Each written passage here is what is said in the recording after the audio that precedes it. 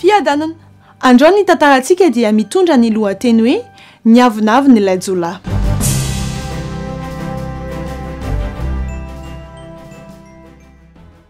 Tany Amerika Atsimo tao amin'ny firenena iray nisy rangahy manan-karena noho ny fivarotany rongony.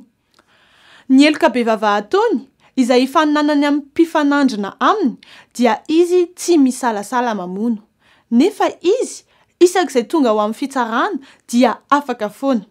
Ny tsy ambaratelony, izy manana mpisolo vava tena mahay. Io dia tena mahay mandresy lahatra ary na iza mpitsara dia miaiky fa tsy diso ilay arovany.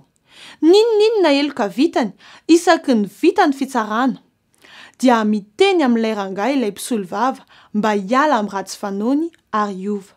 Fa hoy ilay rangahy, iaro ahy noho ny karamako anao fa tsy hanoro hevitray.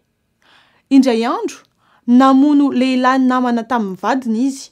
Ny sazy azony amin'io eloko io dia ny fanagadrana amponja na fanameloana ho faty.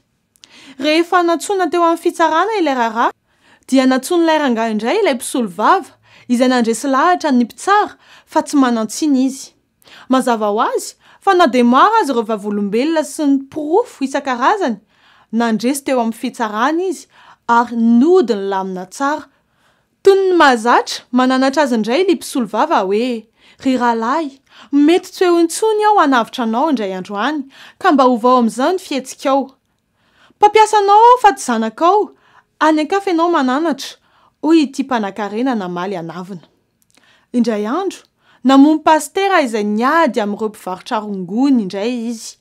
Fa nisy zavatra nitranga satria sarotra ny raharahy ary matoky fatratra ilay mpisolo vava izy dia natsony daholo ny namany, ny ray aman-dreny, ny vady aman-janany hanatrika ny fitsarana mba ahitany ny fomba hanala baraka ny mpitsara sy ny mpampanolalana. Fa no tonga tany amin'ny fitsarana izy, natsony an-tarobia ilay mpisolo vava, namaly ity farany fa ho avy arefa eny an-dalana. Efa feno hiboka ny trano ary miandry ny fidiran'ny mpitsara ho fanombohana ny fitsarana.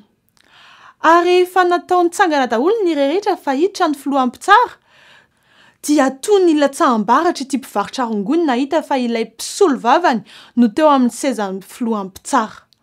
Tsy mpisolo vava intsony izy fa mpitsara. Rehefa nanambara ny fisokafan'ny fitsarana dia nitsangana mpitsara sady nitraka noho ny teny hoe omaly ao mpisolo vava ary niady mafy anao na dia meloka azy ianao fa ankehitriny kosa mpitsara ao ary mitsara amin'ny fahamarinana. Nirotsaka ny ranomasin'ity lehilahy mpanan-karena niangavy ilay mpitsara, saingy hoy izy namaly, efa nanana fotoana ianao nieritreretana tamin'izao nananatra anao, saingy tsy miaino ahy mihitsy ary tsy novainao ny fiainanao. Ankehitriny miantra aminao ny lalàna enjana indrindra. Voaheloka ho faty ilay rangahy noho ny famonoan'ny olona sy ny fivarotana rongony. Ry namana, ianao izay mpanota, mpandainga, mpiatsara velatsia, mpijangajanga, mpamono olona, mpankahala, mpifanditra, mpanompo sampy, mpisotro sy ny sisa. Androany, Jesosy Kristy no mpisolo vavanao manoloana ny ray ary mananatra anao mba hiova, hibebaka amin'ny fiovam-po mba tsy ho tara loatra aza lavina ny feony. Fa indray androany, rehefa hiverina izy ary hamaly ny tsiraray araka ny asany, dia hoy izy aminao hoe omaly aho mpanavitra anao fa ankehitriny kosa izao no mpitsaranao.